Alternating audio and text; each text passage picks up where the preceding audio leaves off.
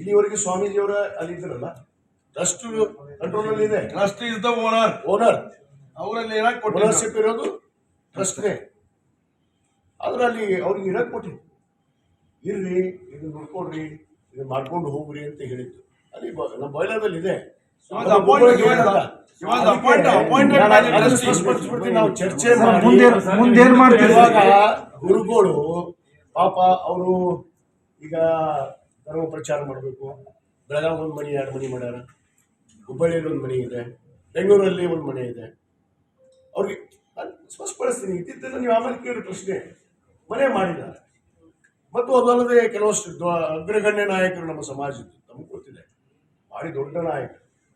ಈ ಸಮಾಜಕ್ಕಾಗಿ ಇವರು ಬಹಳ ಎಲ್ಲ ತ್ಯಾಗ ಮಾಡಿ, ಸರ್ವಸ್ವವನ್ನೇ ತ್ಯಾಗ ಮಾಡಿಕೊಂಡು ಮಾತಾಡ್ತಾರೆ. ಇವತ್ತು ಗುರುಗಳಿಗೆ ಒಂದು 10 ಎಕರೆ ಜಾಗ ತಗೋತೀವಿ, ಅಲ್ಲಿ ಬೆಳಗಾವಿ ಮತ್ತು ಹುಬ್ಬಳ್ಳಿ ಮಧ್ಯೆ ಒಂದು ಮಠವನ್ನು ಕಟ್ತೀವಿ, ಮತ್ತು ಸ್ವತಃ ಗುರುಗಳೇ ಮಲಪ್ರಭಾ ನದಿಯಲ್ಲಿ ನೀವೇ ಮಠ ಕಟ್ಕೋತೀವಿ ಅಂತ ಹೇಳಿದ್ದಾರೆ. ಈ ಮಾತುಗಳನ್ನು ತಾವು ಕೇಳಿದಿರಿ. ನಾನು ಏನು ಹೇಳಕ್ಕೆ ಇಚ್ಛೆ ಪಡ್ತೀನಿ ಅಂತ ಮುಗಿಸ್ಬಿಡ್ತೀನಿ. ಈಗ ಇವೆಲ್ಲ ವಿಚಾರಗಳನ್ನು ತಿಳ್ಕೊಂಡು ನಾವು ನಿನ್ನೆ ಸಭೆಯನ್ನು ಸೇರಿ ಚರ್ಚೆ ಮಾಡಿದಾಗ ಪಾಪ ಗುರುಗಳು ಸಂಚಾರ ಮಾಡಲಿ, ಸಮಾಜ ಕಟ್ಟಲಿ, ಮೀಸಲಾತಿಗೆ ಹೋರಾಟ ಮಾಡ್ತಾ ಇದಾರ, ಮಾಡಲಿ, ನಾವು ಬೇಡ ಅನ್ನೋದಿಲ್ಲ.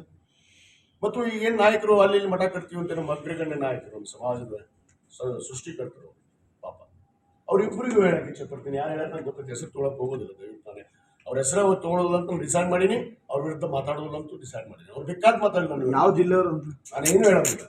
ಅಗ್ರಗಣ್ಯ ನಾಯಕರು ಮಠ ಕಟ್ಟಿ, ಅವ್ರಿಗೆ ಸಂಸ್ಥಾ ಕಟ್ಟಿ, IAS, KS ಕೋಚಿಂಗ್ ಕೊಡ್ತೀನಿ ಅಂತ ಹೇಳಿದ್ರಲ್ಲ, ನಾವು ಸ್ವಾಗತ.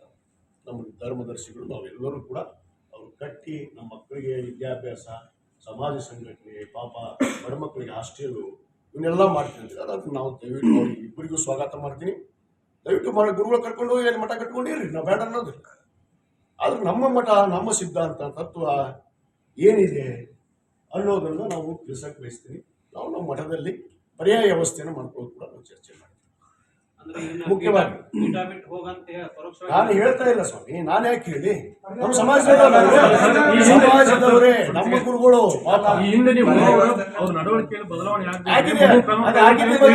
ಚರ್ಚೆ ಮಾಡಿ.